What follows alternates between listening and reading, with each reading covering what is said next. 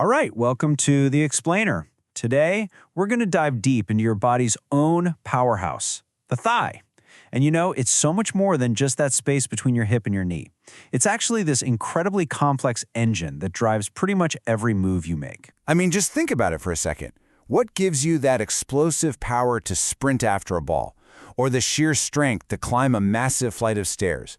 Even just, the stability to stand your ground. Where does all of that come from? Well, the answer is right here in the thigh. So, okay, how does it all work? Well, here's the key. You gotta stop thinking of the thigh as just one giant muscle.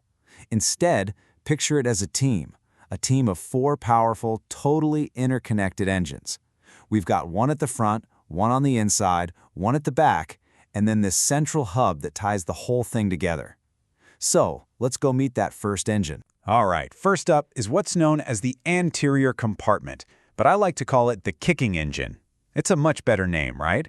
Because this is where all the power for your forward-facing movements really comes from. So this engine, it basically does two main things. First, it straightens your knee out. And second, it flexes your hip. That's that motion of lifting your knee up towards your chest.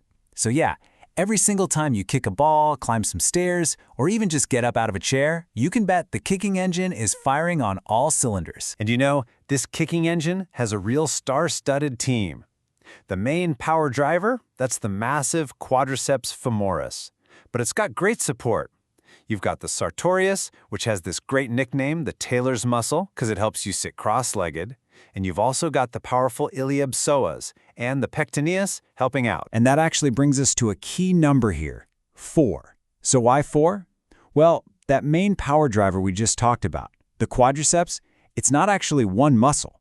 Quad literally means 4.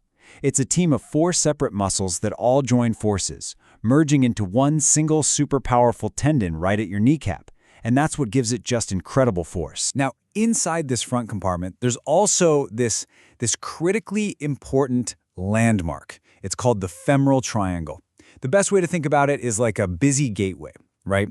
It's where all the essential supply lines, we're talking nerves, arteries, veins, pass safely from the trunk of your body all the way down into your leg. And what's inside this gateway? Oh, just the essentials. You've got the femoral artery, which is pumping all that oxygen-rich blood down. Then there's the femoral vein, taking it all back up. And of course, the femoral nerve. That's the electrical wiring that makes this whole kicking engine go. It's a really compact space, but it is an absolutely vital hub of activity. Okay, let's shift gears and move to our next engine. This one's located on the medial side. That's just the inside of your thigh. And I call this one the stability engine, because its entire job is about control and balance. So these are your adductor muscles. An adduct is a simple idea. It just means to move a limb towards the middle of your body. So yeah, their most obvious job is to squeeze your thighs together. But what's even more important is how they work constantly in the background to stabilize your pelvis. They're what stop you from wobbling all over the place when you walk, run, or even just stand on one leg. And the stability team? Well, it includes 3 muscles that are pretty conveniently named for their job and their size. You've got adductor longus, brevis, and magnus, which just means long, short, and great. Simple enough.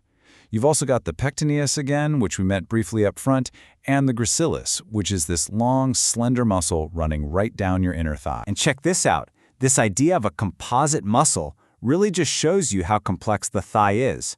Take that adductor magnus, the great one. It's so big, it actually has 2 totally separate parts with 2 different jobs. Get this. One part acts like a normal adductor, and it's powered by one nerve. But the other part, it acts more like a hamstring, and it's powered by a completely different nerve. It's basically 2 muscles fused into one. All right, now let's flip things around to the back of the thigh.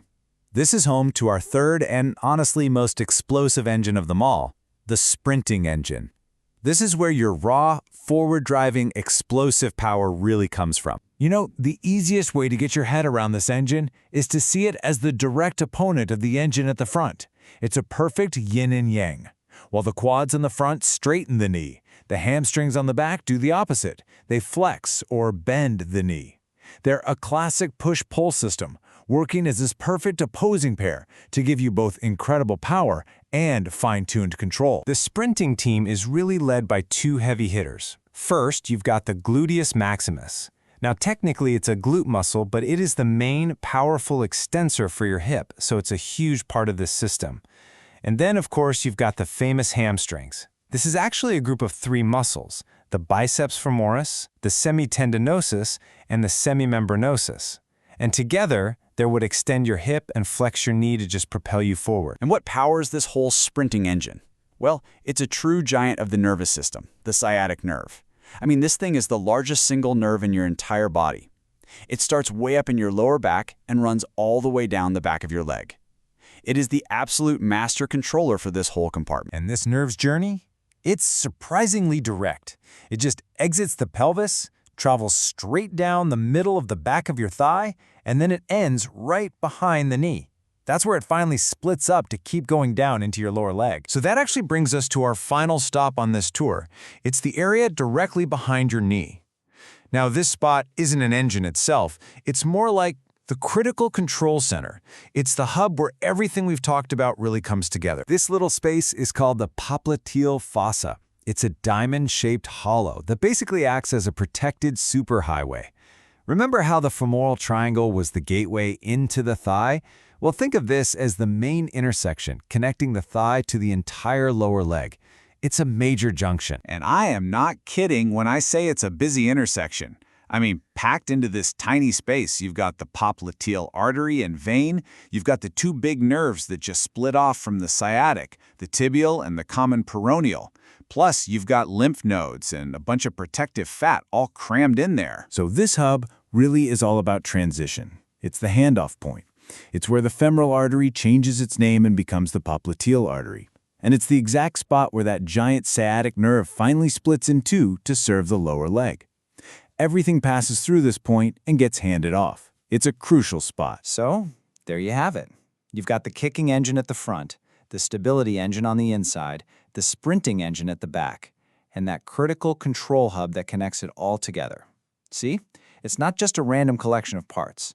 It's this beautifully, finely tuned system where every single component has to rely on the others to give you that smooth, powerful, and controlled movement we take for granted. And once you understand the system, it just gives you a whole new level of appreciation for what your body can do, right? From just walking and climbing to dancing and all-out sprinting, it's all being powered by these incredible engines. So, I guess the final question is, now that you know how it all works, what are you going to power with yours? Thanks for tuning into The Explainer.